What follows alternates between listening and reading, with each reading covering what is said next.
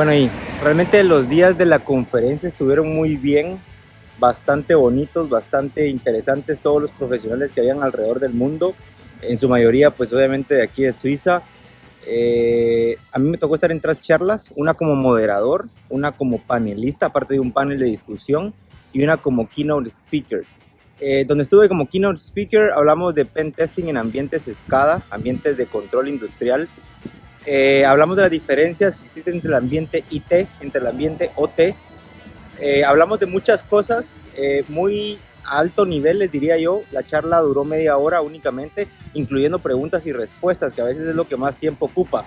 Básicamente discutimos el modelo Purdue, discutimos sobre la ISA IEC 68443, que básicamente, a ver, la comparación no tiene lugar, pero si lo queremos resumir es como un ISO 27001 para los ambientes SCADA.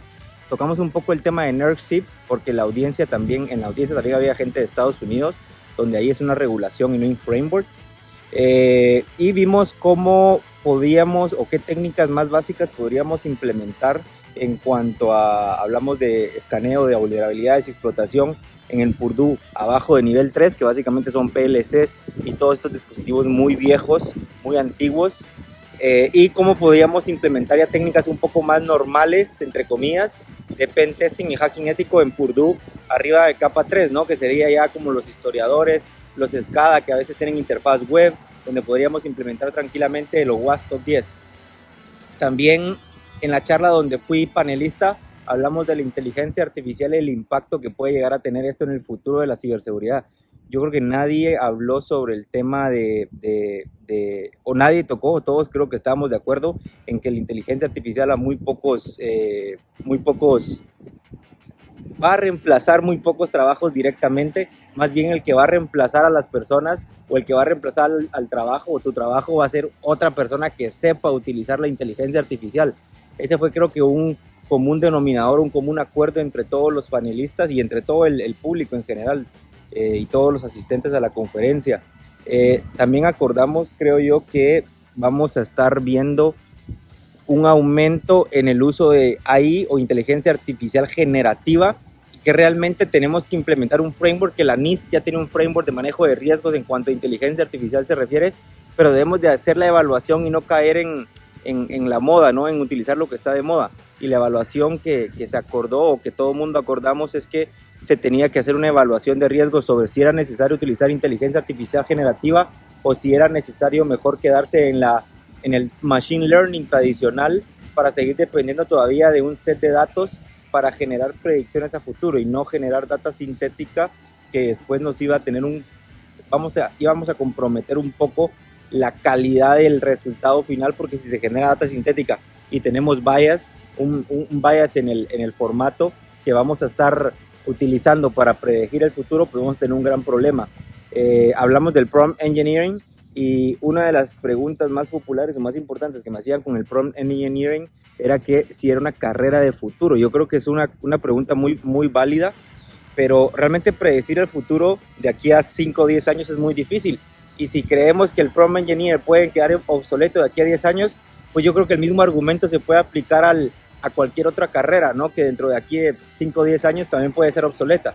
Entonces, una cosa que mencionamos en el panel fue que de repente el prompt engineer se podía convertir no necesariamente en una carrera, pero es en una materia que se puede estudiar incluso desde pequeños, ¿no? Enseñar a los niños cómo utilizar la inteligencia artificial, obviamente tomando en cuenta el tema de la ética y demás cosas, pero la idea es algo similar a esa.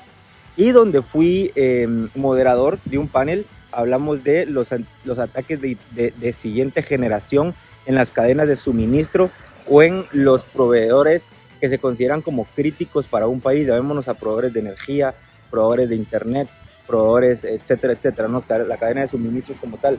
Y realmente aquí el consenso fue que en un futuro los APTs, los Advanced Persistent Threats, y todos estos, actores patrocinados por algunos estados o por algunos gobiernos, y las técnicas que utilizan ya no van a ser exclusivas de ellos. Ya la facilidad de utilizar, otra vez, volviendo al tema de inteligencia artificial, la facilidad de utilizar este tipo de ataques va a estar muy ligada a la facilidad que vamos a tener o a los accesos que vamos a tener a estos modelos de inteligencia artificial generativa y a las capacidades de cómputo que vamos a tener en nuestras manos, ¿no? Ya ahorita podemos comprar una laptop de, no sé, 256 GB de RAM, lo cual esto hace 5 años o 6 años estaba exclusivo para servidores.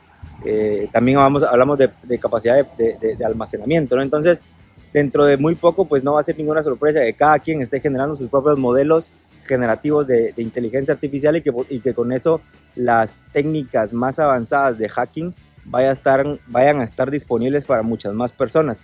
Entonces ahí, si las empresas y las cadenas de suministro y los proveedores críticos no se ponen al día, pues muy probablemente esto va a ser un tema que nos afecte, bueno, no solo a las empresas y a los proveedores, sino que a la sociedad en general. Hablamos de si se necesitaban más frameworks y cómo es que los frameworks impactaban la innovación y el time to market, ¿no? De sacar cosas al mercado lo más pronto posible. Y todos acordamos, creo yo, que tenemos que mantenernos al día, no tenemos que demonizar la inteligencia artificial, sino más bien saber que existe, saber entender y tener más profesionales de la ciberseguridad aplicados o especializados en inteligencia artificial y usarla como una herramienta, como cualquier otra tecnología, usarla como una herramienta y no estar demonizando y dependiendo de otras cosas como para decir, bueno, es buena o mala y mucho menos, ¿no? Pero bueno, este fue un resumen de la conferencia de mis charlas. Se habló mucho del talento humano, de cómo se necesitaba mucho talento humano y de cómo se estaba produciendo y de cómo podemos incluso aprovechar el conocimiento de otros campos. Había muchos abogados en la conferencia de ciberseguridad y cómo podemos aprovechar ese talento que hay o ese conocimiento o esa forma distinta de pensar. Había muchos matemáticos también viniendo desde la inteligencia artificial y queriendo migrar hacia ciberseguridad. Entonces se habló también de eso, se habló de inteligencia artificial, por supuesto, se habló de ataques a nivel gobierno y cross continente, cross país, que no solo afectan a un país o a un continente, sino a toda una ciudadanía, ¿no? Entonces se habló mucho de eso, de los proveedores críticos, de las cadenas de suministros, de los ataques de siguiente generación, que obviamente van muy ligados todos a la inteligencia artificial, y se hablaron de muchas cosas en esas líneas, ¿no? Pero bueno, yo les quería traer un resumen de más o menos lo que se vivió aquí en Zurich en este 2024, en esta conferencia. Cosas muy interesantes, colegas muy interesantes, ahí estuvimos compartiendo. Fui el único de Guatemala acá, creo que el único de Centroamérica incluso. Había muchos norteamericanos, ningún latinoamericano, hasta donde yo pude encontrar algunos que sí eran latinoamericanos, pero que no venían de acá, de estas tierras o de allá de esas tierras, sino que más bien vivían cerca por temas de trabajo o familia. Pero bueno, muy interesante. De todas maneras, cualquier consulta que tengan de esta conferencia o de los temas que toqué, ahí está la casa de comentarios. Pero bueno, nos vemos a la próxima.